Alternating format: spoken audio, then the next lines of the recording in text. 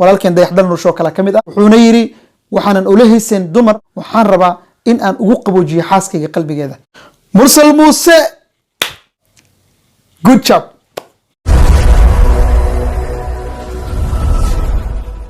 السلام عليكم ورحمة الله وبركاته وإذن سلامي خيارت قيمها إيغا مضان ملك السؤال دونك أتكجوكتان اسكو سو نقض أركتي ونكسن أو حيسلم مركلة إيا موقع العصب ولكن عبد الله مع الحسين وأتكلا سعوتان channel كان نروري channel فضلا هدان نقول عصبتهاي هاي لابن إنا سبسكرايب إنو سارتو هدي أدنا لسي جوكتي وأكوما هسانتهاي إنا تاي ساحيب كان دوي موقعكم ركو كسو غارو هكا إلابن إن لايك سارتو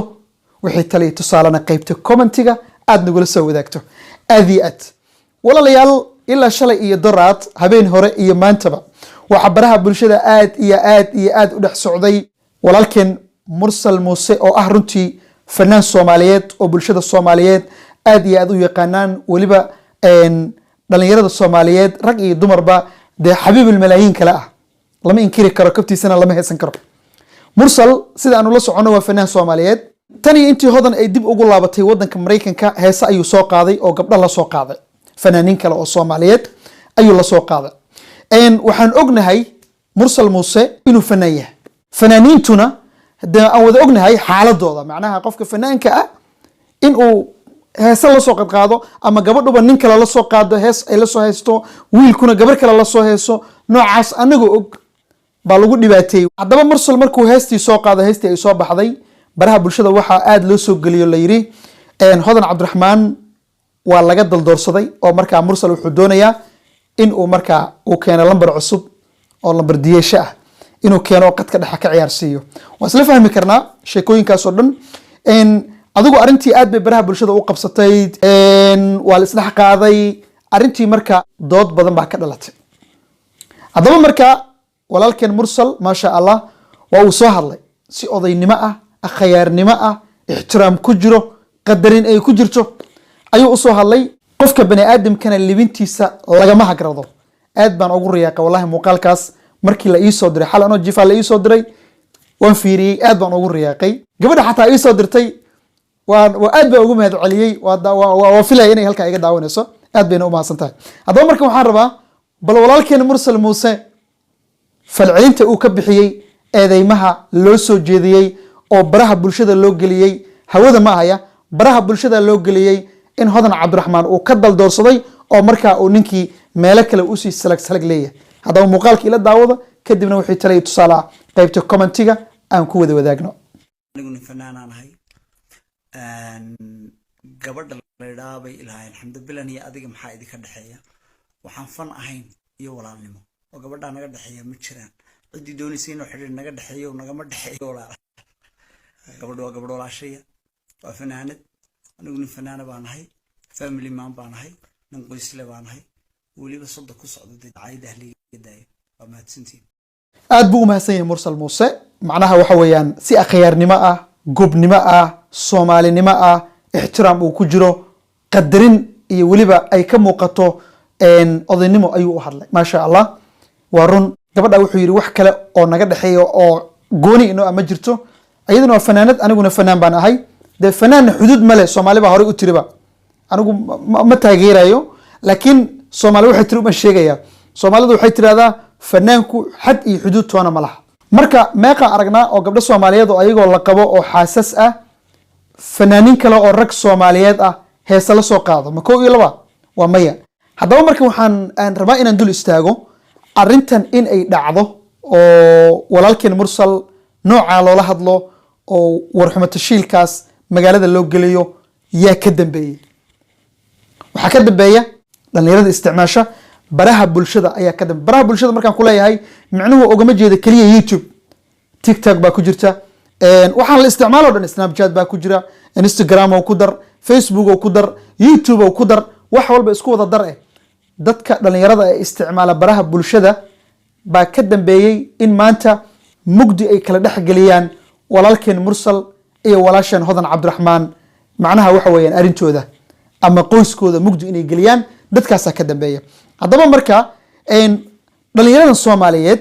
way og yihiin ninkan inuu nin fanaan yahay okay fanaankuna in aysan u kala soocneen gabadha xaaskiisa uu qabo iyo gabadha kale caadiga uusan qabin marka heestu aysan ku koobneen inuu xaaskiisa kaliya la heese uu qof walba la qaadi karo ama uu la heesi karo way jiraan fanaaniin qaar ah oo iyagu aan dumarka la heesin markii ay xaasas yeesheen kadib walaalkeen dayaxdal nolosho kala kamid ah khayr allah siiyo ma sha Allah qoys barakeysan oo aad u wanaagsan oo qiimo iyo ixtiraam ku leh bulshada Soomaaliyeed dhexdeeda lama heeso dumar wuxuuna yiri waxaanan ula heeseen dumar ama gabar aanan hees ula soo qaadeen dan kale kamilihi waxaan rabaa in aan ugu qaboojiyo xaaskayga qalbigeeda waxaan diidanahay inaan dhaawaco xaaskayga qalbigeeda waxay iga tahay raali gelin aan ku raali gelinayo gabadha xaaskayga ah dumarku waa iska dumar ama fanaanad ha noqoto ama yaysan noqon hawshan horta waa hawl shaqo maaha qofku markuu heesayo inuu bilaash ku heesayo wuxuu macnaha waxa weeyaan waa shaqo shaqooyinku ha kala ahaadaan isaga marka shaqadiisa weeyaanta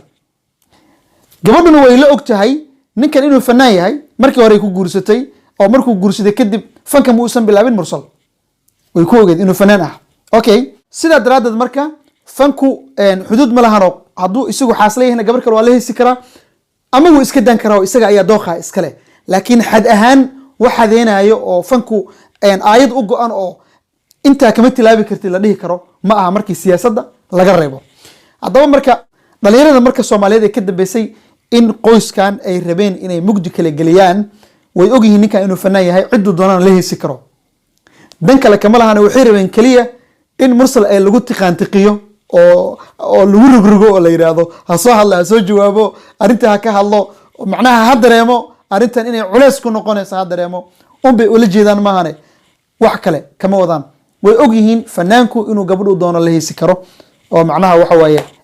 xad xadeenayo oo gooni ah uusan jirin arintii marka oo bumbuuninta ahayd oo la leeyahay mursal gabadhii waa ka doldoorsaday Hodan Cabdiraxmaan waa ka guuray meel kale u guuray lambar diyasho kale soo xareen rabaa qadka dhaxa ka ciyaarsiin rabaa inta wixii markii la dhaxwada dadkii waxa dhacday gabdho fara badan baa ku farxay arintaas marka gabdho badan bay farxad gelisay oo la yiri maya saan waaye ayadu cid bay ka dulqaaday ha laga dulqaado inta waaye sheekadu ma jirto noocaas maahane isdajiya duca iyo dambiil moose ku dega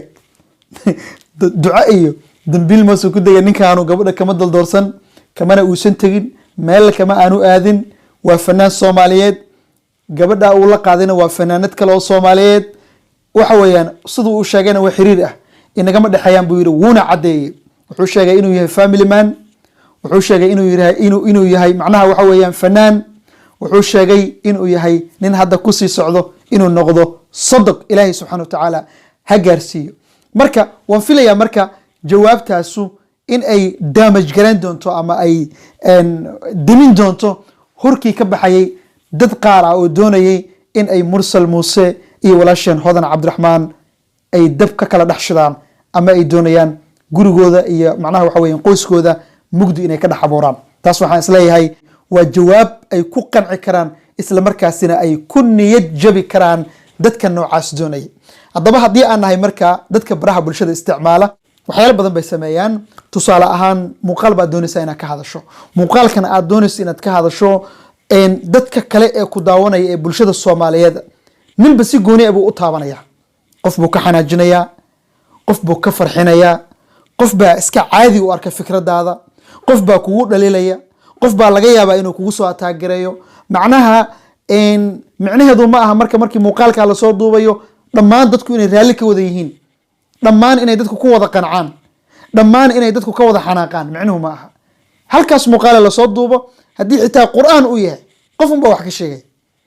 quraan xitaa haduu yahay qofba wax ka sheegay because of waxa laga yaabaa qofkan inuu wax kugu dhaleelo adigna aad dareensaneen marka dhaliisha in la iska tafatiro aad bay u wanaagsan tahay laakiin dadkan iyagu arinta ka dambeeyay way og yihiin oo ay dareensan yihiin ninkan inuu yahay fanaan way og yihiin oo ay dareensan yihiin in fanaanku aanu xad xirta aanu lahayn oo macnaha ah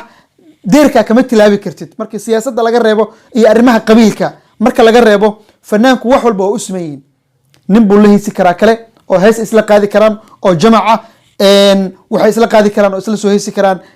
gabar kale oo aan xaaskiisa ahayn gabadhii baa waxay la soo heesi kartaa nin kale oo iyada aan qabin ama siigeeda aan ahayn marka xad gooni oo xira in uusan jirin fanka dhalinyarada arrintaa ka dambeysay way dareensan yihiin laakiin mursal unbay ku dhibanayeen mahane arrintaas ma jirtee gabdhow idinkuna isdejiya mursal meel uma socdo asagaa sheegaya ee anigu family man baan ahay aad baa u mahadsantihiin wixii aan ku qaldamay cafi iyo masaamax intaan barnaamij kala mid dib isugu soo laaban doono waa walaalkiin cabdullaahi macal xuseen waxaan idinkaga tegayaa nabadgelyo wasalaamu calaykum waraxmatullaahi wabarakaatu